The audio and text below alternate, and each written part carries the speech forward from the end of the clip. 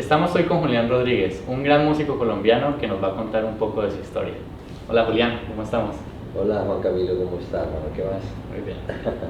Bueno, te hemos traído hoy para que nos cuentes un poquito sobre tu historia y algunas preguntitas que vayan surgiendo.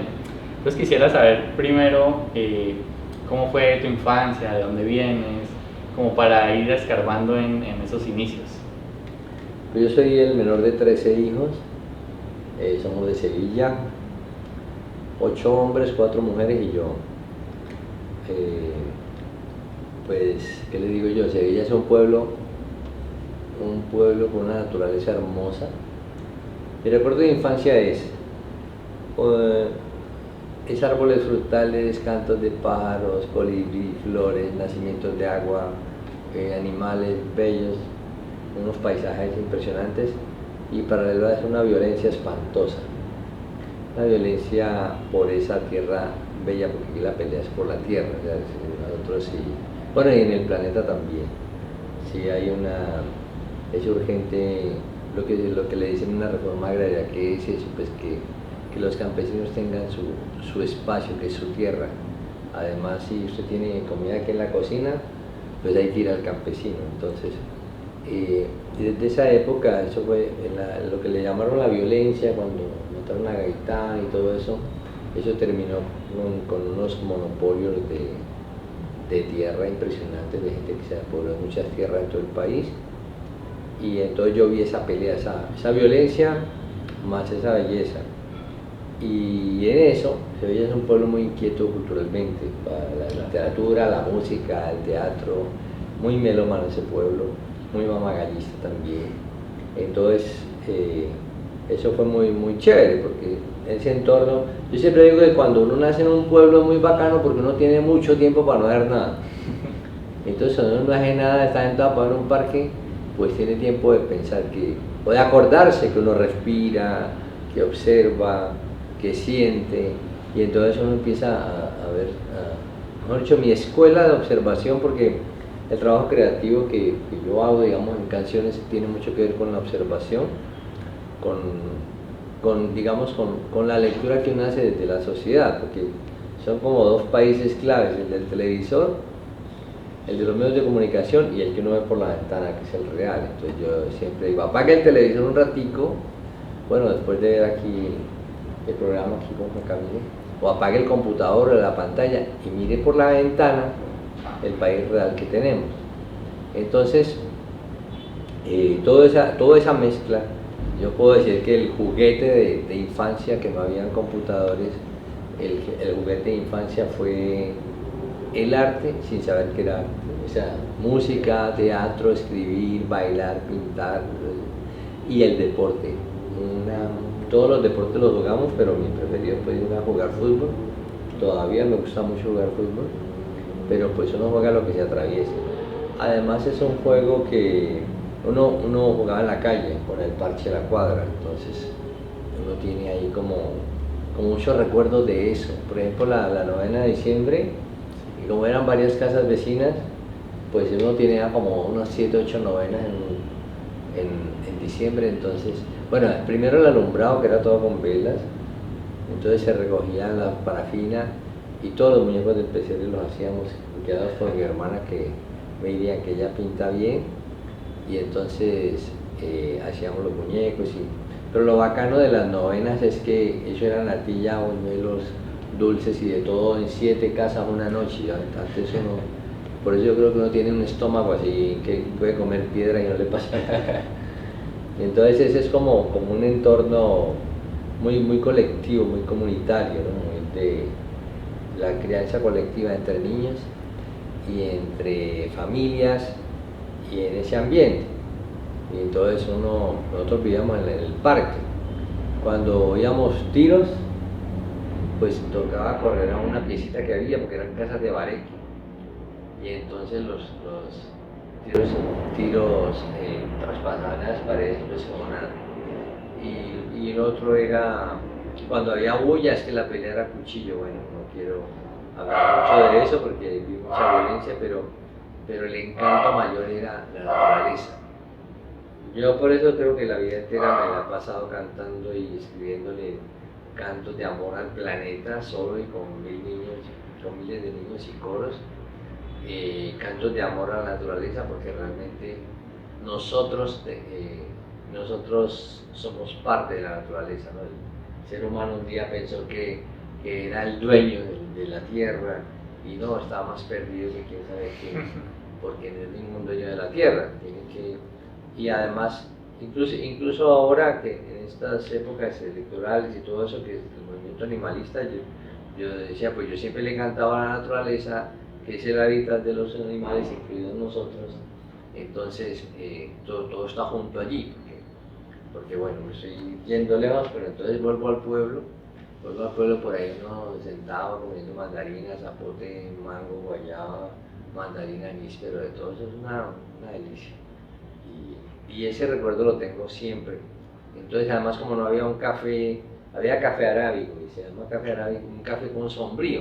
O sea, entre los cafetales había árboles frutales, había yuca, cebolla, había flores, había de todo. Y entonces eso daba un equilibrio, un equilibrio ecológico, porque no había que echar veneno ni nada de esas vainas. Después creo que fue la federación, yo no sé si inventaron una variedad de café que era un monocultivo que daba mucha plata, pero entonces había que tumbar todo para sembrar ese café, que no podía tener nada al lado. Entonces solamente los abuelos, me acuerdo mucho en Sevilla, dijeron, pero qué bobada, uno coge y tumbar la comida y el café y los animales y todo, para ganar plata, para ir a comprar lo que tiene aquí en la tienda de la esquina o en el supermercado, no señor. Y entonces ellos se pusieron a eso. Mucha gente joven dijo, no, necesitamos el billete, que esa es la demencia de la especie humana, el billete. Entonces se tumbó esos paisajes divinos, se hicieron monocultivos, bueno, ahora son de aguacate, que son un espanto. Y ese monocultivo trae ruina, trae roya, trajo la roya de la broca, trae todas esas cosas que traen los monocultivos, como el valle, que es un desierto dulce de caña de azúcar, una de las tierras más fértiles y bellas del planeta. ¿Cuál era la pregunta? No, la infancia en Sevilla, entonces. Y Sevilla siempre ha sido muy conservador, ¿no? ¿En qué sentido? Políticamente. Pues liberal, más liberal. Lo que pasa es que, bueno, hay otros dos monocultivos mentales del poder acá, los liberales y los conservadores. Parece que Caicedonia era como más conservador, Sevilla más liberal, aunque hay de todo. Como decía un político así, como yo no sé cuántos años, decía, pagó los liberales, porque a María, si los liberales mejor dicho, uno de cualquier color, de cualquier raza, de cualquier color político, no es decente o no es decente. Es buena persona o no es buena persona, tiene una ética o no tiene una ética, respeta la naturaleza o no la respeta, ¿entiendes? Entonces Sevilla, me acuerdo de esa época de que llamaron la violencia, que se inventaron los poderes colombianos, poner un país entero a matarse por dos colores. Y después se fue a Nueva York, y decir, a Benidorm en España, que es una ciudad en la playa. Yo me imagino que en un burdel día de Benidorm se sentaron los dueños de Colombia y dijeron, bueno, entonces ya no vamos a tener más guerra, entonces ahora 4 años para usted liberales, 4 años para nosotros conservadores, 4 años para usted liberales, 4 años para nosotros conservadores. Y luego se llamó el Frente Nacional, como si aquí no hubiera más cosas, más pensamiento, más diversidad. Entonces, ahora que me pregunta Sevilla qué es, pues Sevilla es como este país, ¿no? O sea, tiene liberales, conservadores, gente decente y demás. Ya, o sea que teniendo en cuenta eso, tú coges un poco de la naturaleza y de la violencia como para inspirarte en tus canciones, ¿o qué más te inspira? Lo que pasa es que también uno descubre que el amor, la ternura, la naturaleza es la forma más contundente, la poesía, el arte, la cultura más contundente para pelear contra la guerra. De acuerdo, sí. Porque la cultura, el arte, todo eso es diversidad. La guerra es una sola cosa. La guerra es un negocio de los dueños del planeta y del país. Y la guerra es, la guerra tiene dos opciones, o te mato o me matas. Y la gente entrena para matar, ¿no? Es que es lo que a mí me parece lo más absurdo. Uno entrenar para matar y para que no lo maten, ¿cierto? Entonces, la guerra, los que tienen, es decir, los que se benefician con la guerra son los vendedores de armas. Estados Unidos vive de la guerra, vive de la industria de las armas, ¿ya? Yo estuve, después del proceso de paz con las FARC, estuve cantando en dos territorios de paz, pues, dos, me llaman las veredas, bueno, los lugares que tenían las FARC para estar allí en el proceso. Y una vez, yo fui con muchos artistas a cantar allá, en el nudo de Paramillo, que yo creo que antes llamaba Jaramillo, sino que después mucho para llamó Paramillo, y ahí estaba un campamento de las FARC en pleno proceso, y llegó Naciones Unidas a llevarse las armas con unos contenedores. Decían los guerrillos, decían, yo siempre he estado con un arma, yo la voy a entregar, cierto que es mi elemento central, yo la voy a entregar y voy a ver qué pasa, si este país responde, porque la clase dirigente colombiana ha traicionado todos los acuerdos de paz. Y recordemos Guadalupe años 50, una obra que hizo el Teatro La Candelaria. Guadalupe se acogió a un acuerdo de paz y lo fusilaron en la puerta de su casa, estaba parado allí, lo fusilaron y dijeron que era en un combate. Entonces yo le preguntaba allá en el sitio, en la zona veredal, al de Naciones Unidas, le dije, hágame un favor, estaban recogiendo armas. ¿De dónde van esas armas? El 85-90% son gringas, ¿cierto? Entonces, eso es un negocio impresionante. Ahora, ¿quién coge las armas? No van a ser los hijos de Uribe o de Santos que van a ir a la guerra, ¿no? Son el pueblo, son estratos unos tres, ¿cierto? Que cogen las armas y se matan por un negocio de ellos, ¿no? Pues no más, pero yo toda la vida en el pueblo, el amor a la naturaleza y a la paz, porque es que uno ver violencia y ver hermosura, belleza, y ver también que nosotros la pasábamos muy bacano entre nosotros, entre cantar y jugar y todo eso. Entonces la vida es muy sencilla, lo que sobra es esa guerra, y esa guerra es dueña de una élite, y ellos son los que decretan la guerra, y bueno, pero ellos nunca van a ir al campo de batalla, solamente negocian las armas, la destrucción y la restauración, reconstrucción de los desastres de la guerra. Yo tengo una pregunta. ¿Hubo algún hecho histórico o algún hecho en tu vida que fue como el detonante para empezar todo este proyecto? ¿O fue, digamos, que esa recolección de la que estás hablando ahora, de esa recolección de vivencias? Sí, pero a mí me pasaba una vaina que de pelado, que yo decía cosas y la gente se reía, ¿cierto? Entonces uno cuando está pelado uno dice, no, pues, será que uno es un payaso, que no sé qué, uno siente como si la risa fuera una burla. Y después uno descubre que la risa es la magia más maravillosa, y cuando además en Sevilla había unos maestros para echar cuentos, hermano, y con un humor impresionante, entonces ese mundo y esa mamadera de gallo, eso fue muy bonito, y yo tuve la suerte de recoger todo eso. Entonces se junta todo, pero también uno tiene maestros que le dicen, que uno le pregunta, bueno, ¿esta violencia qué? Entonces le dicen, leas esto, o le cuentan una historia, ¿no? Le dicen, entonces una pelea Colombia hoy es como el tercer país más inequitativo del mundo. Estamos en proceso de cambio precisamente para salir de eso. Y esa inequidad viene de 2 siglos. Mejor dicho, la pelea por la tierra, por el oro, por las esmeraldas, por el dinero, todo eso nació hoy, aquí en Cali, en 1536, porque fundaron a Cali. Claro, hoy estamos en el... ¿Cierto? Pero además cuando fundaron a Cali ya estaba fundado, porque vivían 21 pueblos indígenas. Los Pances, los Lilíes, los Yumbos, todo eso lo canto con los 1000 niños, ¿cierto? Y entonces pasó lo que pasó. Ahora, también le digo a los niños, esta vaina, estaban aquí los pueblos indígenas, llegó España, y luego llegó el África, los trajeron como esclavos, así amarrados, los vendían como animales, pero bueno, pasó una cosa, no, paremos la historia. Se amaron, se juntaron y tuvieron hijos. Y de allí, de ese sancocho, de ese trío, salimos nosotros.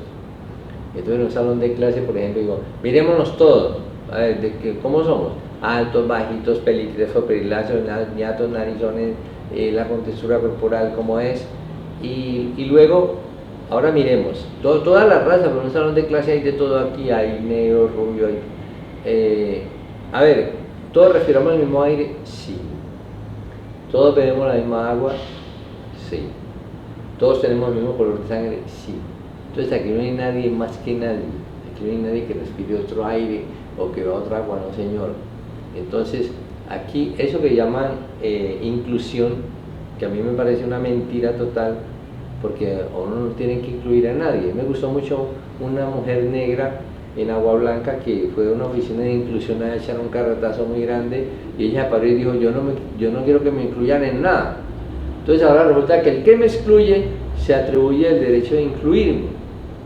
Y la otra, el poder mundial y el poder, mejor dicho, ¿no? Estudian la humanidad para joderla, ¿cierto? Porque ahora nos dividieron en 1000 pedazos para incluirnos, para ser inclusivos.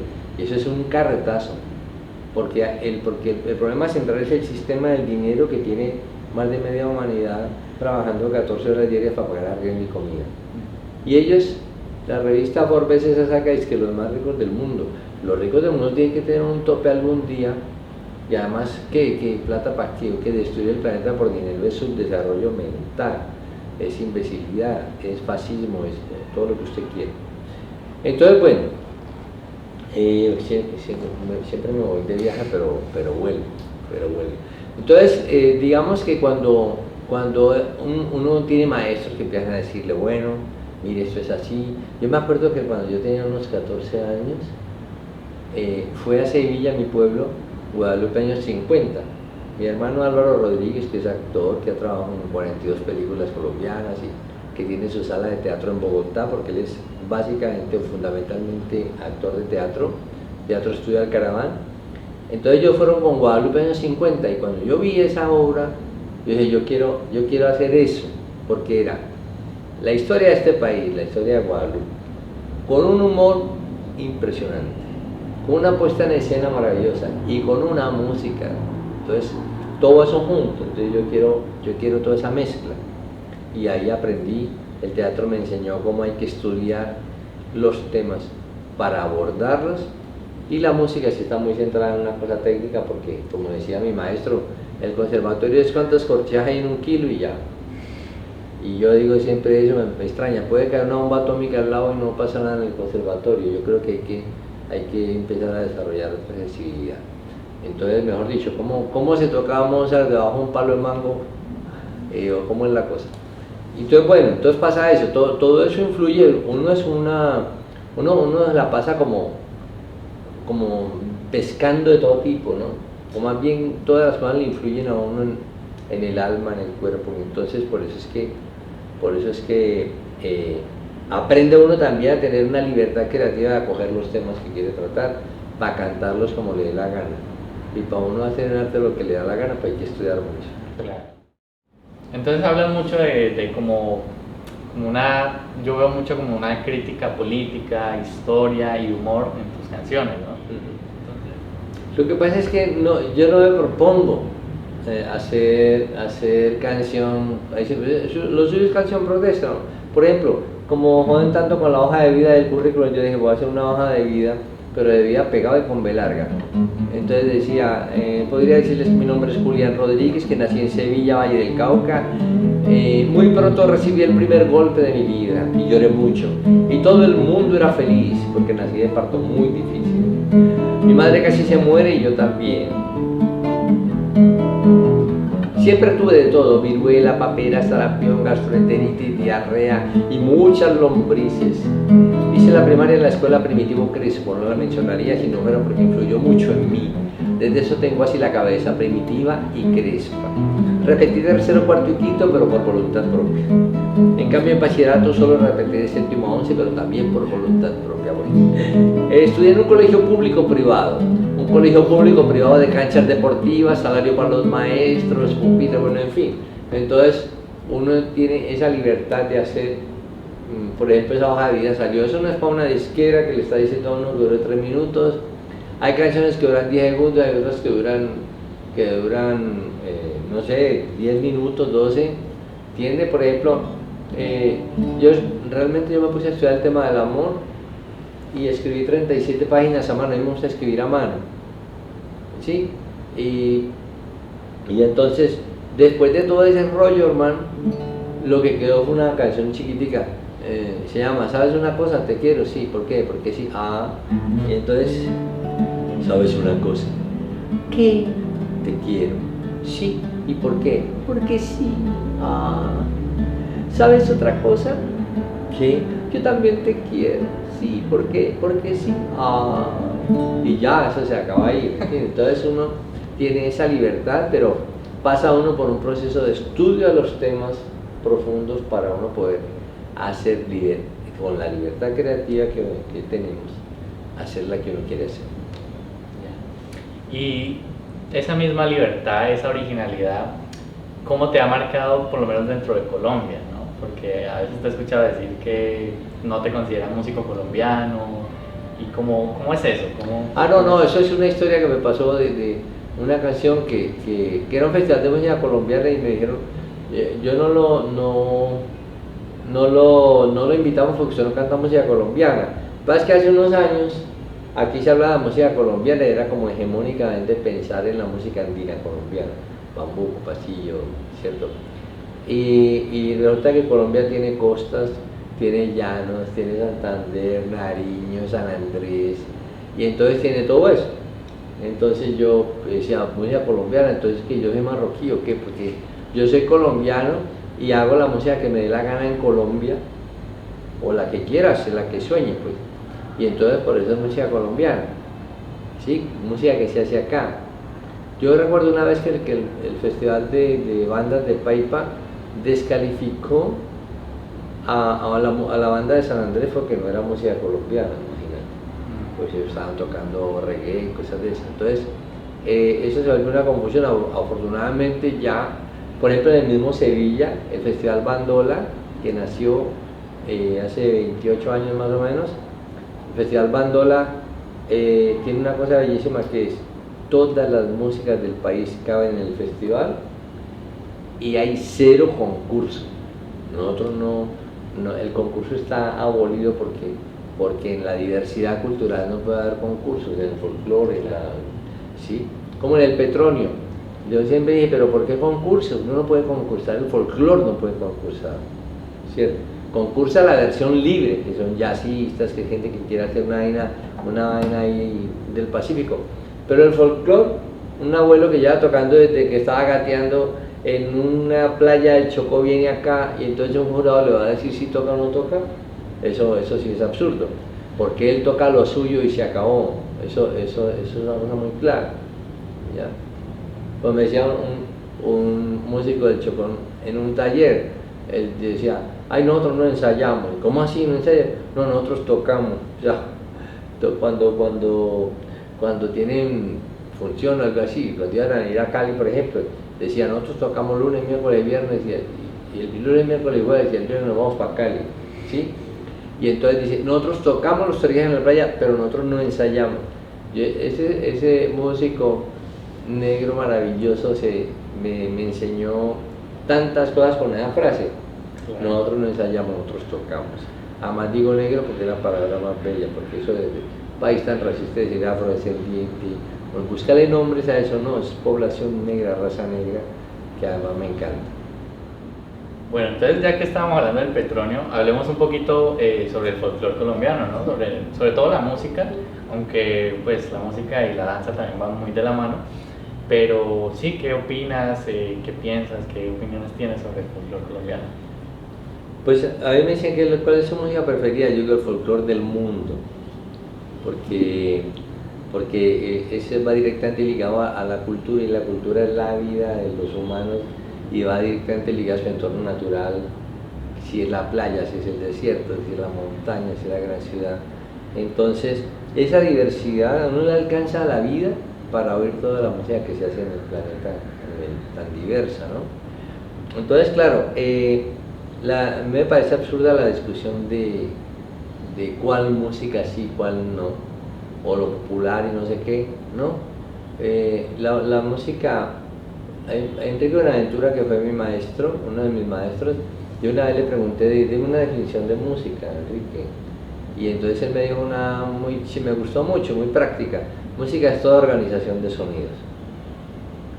Entonces, sí, organización de pronto no es una palabra así, pero porque cuando se empezó a grabar, usted puede oír una canción, una obra musical que es obra para tractomula, 3 violines, una soprano y 2 gatos ñarreando, por ejemplo, cuando se empieza a grabar, ¿no? Entonces, en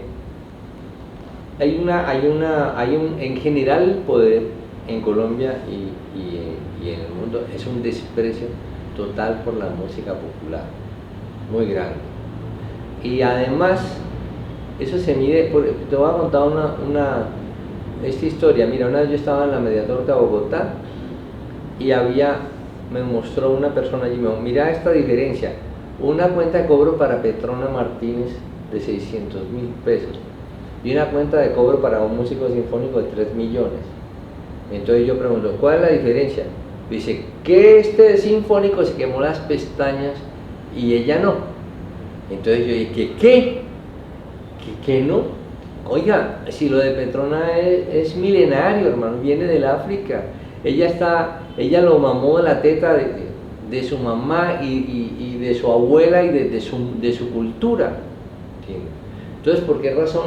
Porque claro, pasan por un filtro académico de los títulos y toda esa vaina para uno. Yo no tengo título de nada, por ejemplo, y si yo voy a dar clase me quieren pagar cualquier bicoca por la hora, ¿cierto? Y yo creo que hay un trabajo más serio que mucha gente que tiene 10 títulos, ¿ya? O como viene un músico que está tocando, es que ella es una población que toca, la población negra, eso toca desde que está gateando, del vientre de la madre, está bailando y tocando. Entonces, la clave está en todos cabemos ahí. Entonces, cuando yo trabajo con los niños, le digo: si usted oye una sola música, las orejas son así chiquiticas, ¿cierto? Y si usted oye, por ejemplo, reggaetón, y entonces si usted oye reggaetón, salsa y curulao, entonces se va creciendo la oreja. Y usted oye rock y jazz y música clásica de folclore del mundo, uno tiene que tener unas orejas como las de un elefante, ¿cierto? Que le quepan todas las músicas.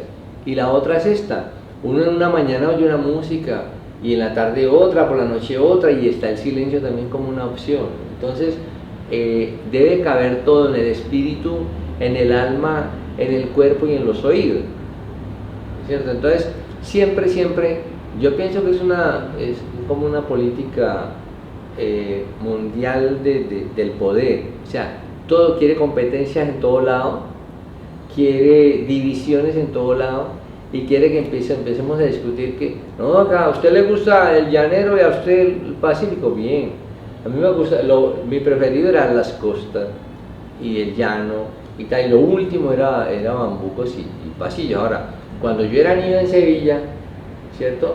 Don Francisco era un campesino que después de coger café,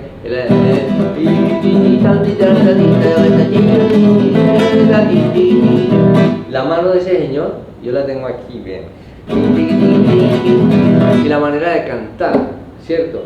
Porque entonces era música, y empezaba a cantar y era un goce por la tarde después de coger café todo el día. Entonces, en una sociedad tan diversa con un país tan diverso como Colombia, ¿qué tiene que ver San Andrés con el Amazonas y La Guajira con Boyacá y Nariño con Santander? ¿Entiende? Entonces, pero siempre se quiere unificar, incluso desde el Ministerio de Cultura se quiere unificar esa vaina como si, no, aquí hay que diseñar políticas para esa diversidad que somos. Por ejemplo, la educación, pues si hay una gente que va a estudiar en Harvard Yo conozco tanta gente que estudia en Harvard y son corruptos que yo no sé qué es lo que aprenden ahí. Y entonces, en Harvard y en Oxford y en otras ciudades de esas. Y entonces hacen un diseño de educación igual a La Guajira, que a Antioquia, que al Bichá, que al Guaviare, que al San Andrés. Eso no puede ser. Hay unas cosas que son universales, pero hay otras que son muy particulares de cada lugar. Entonces, ¿por qué tener ideas fijas? No, hermano.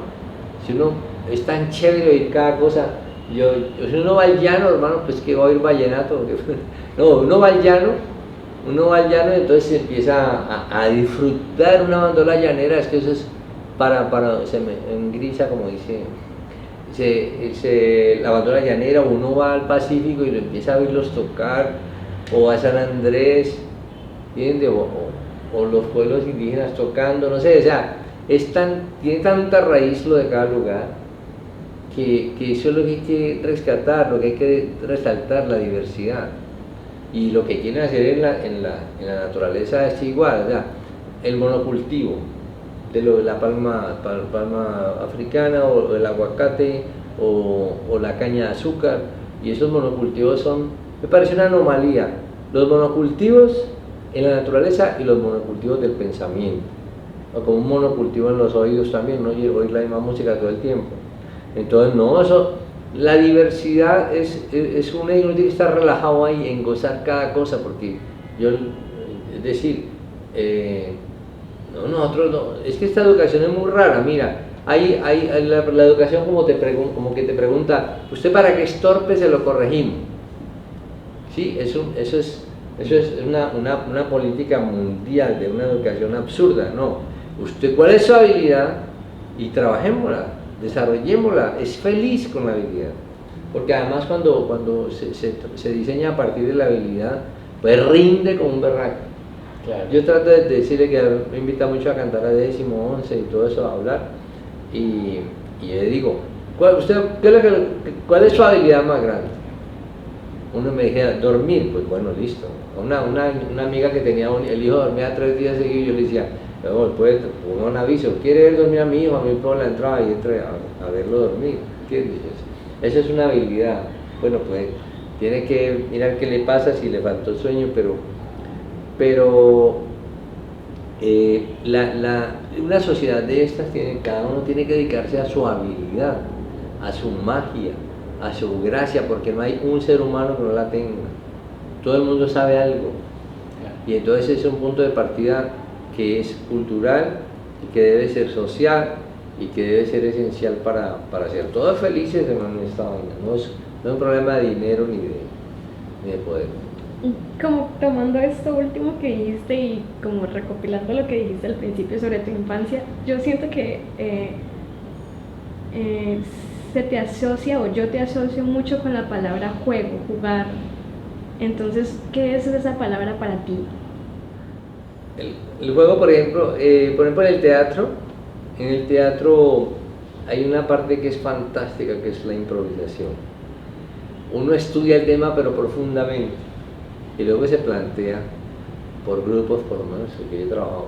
Si el grupo es de 15, pues 3 grupos de 5 y hacen cada uno una improvisación sobre el tema.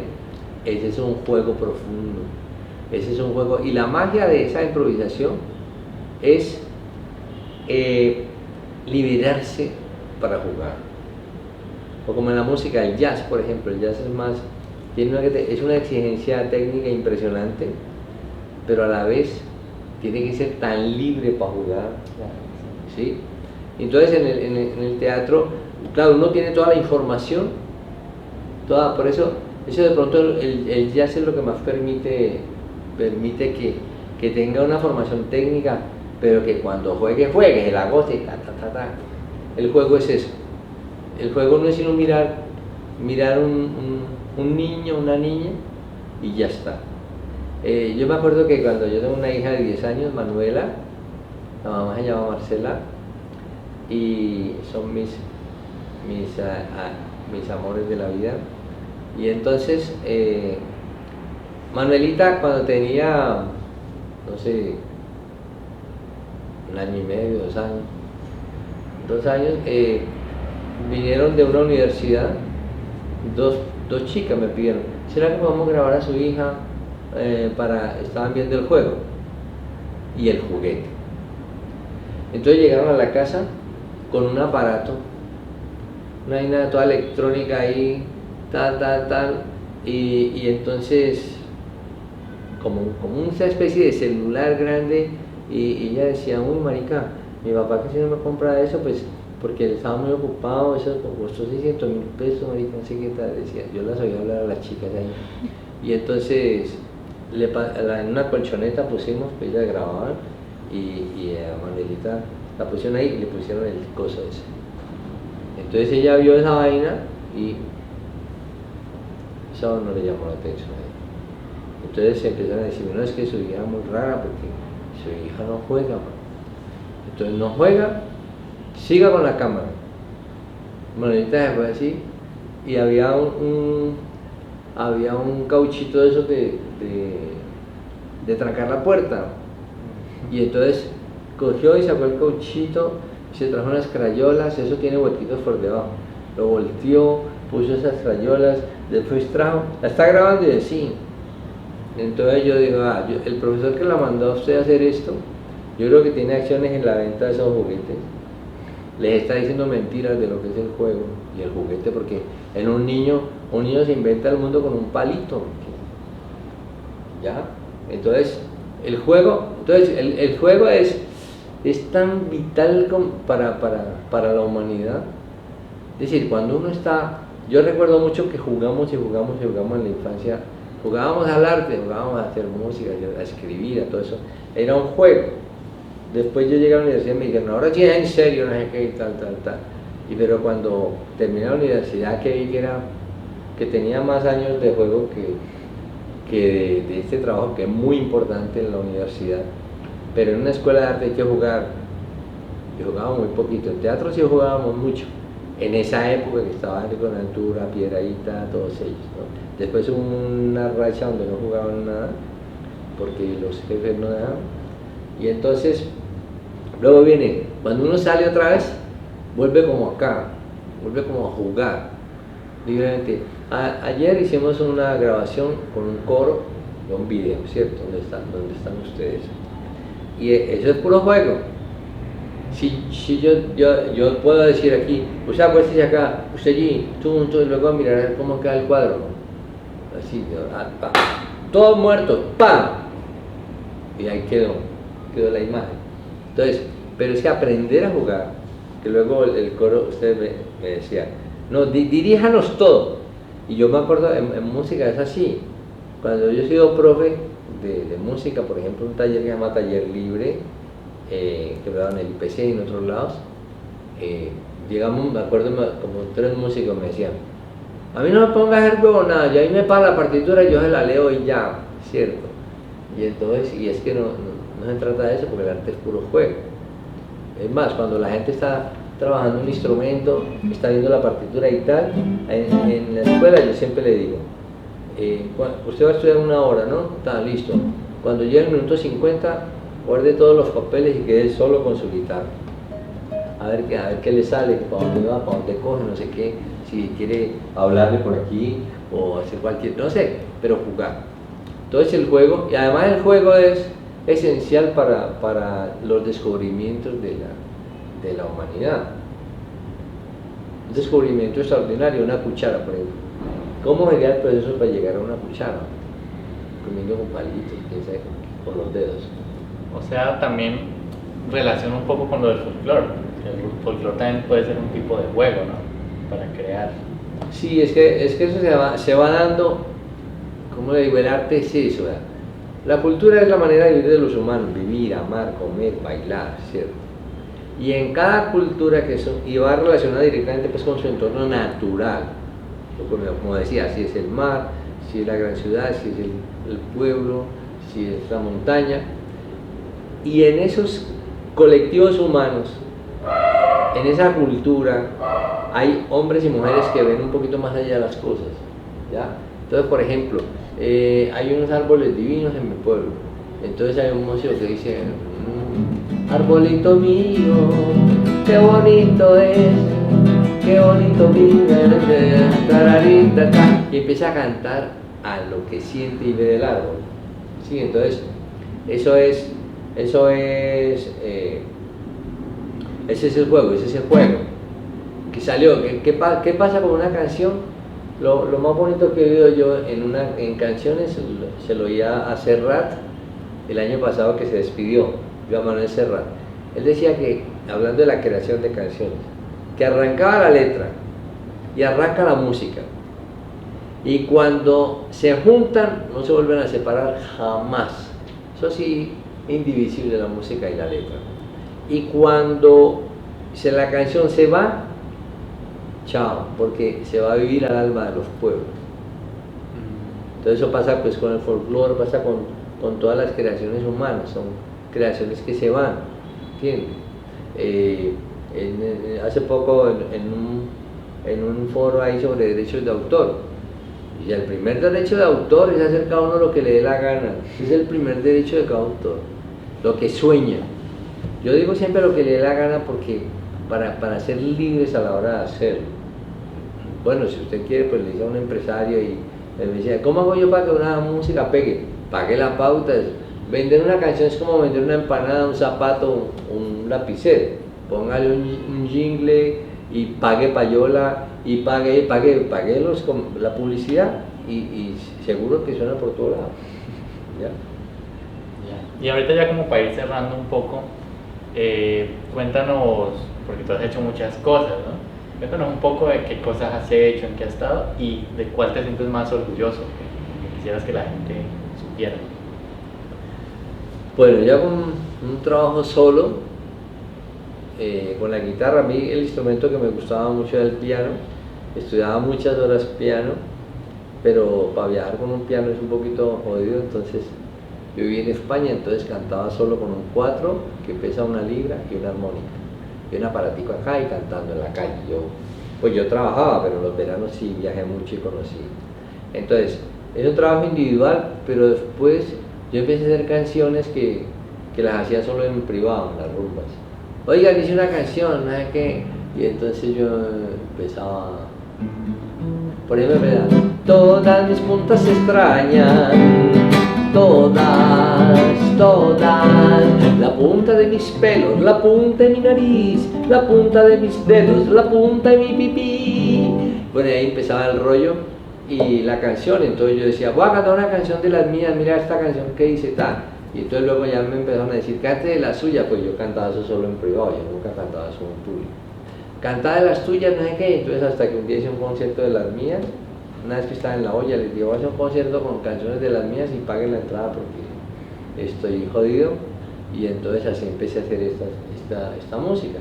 Eso porque uno también tiene la duda de que, bueno, una cosa de esas, pues mamando gallo, si la saca al público, no, pero no, fue una barraquera. Entonces por ahí seguí, y con toda la impunidad del caso haciendo canciones de todo tipo. Por ejemplo, el arroz viejo, el arroz viejo, que saqué de la nevera.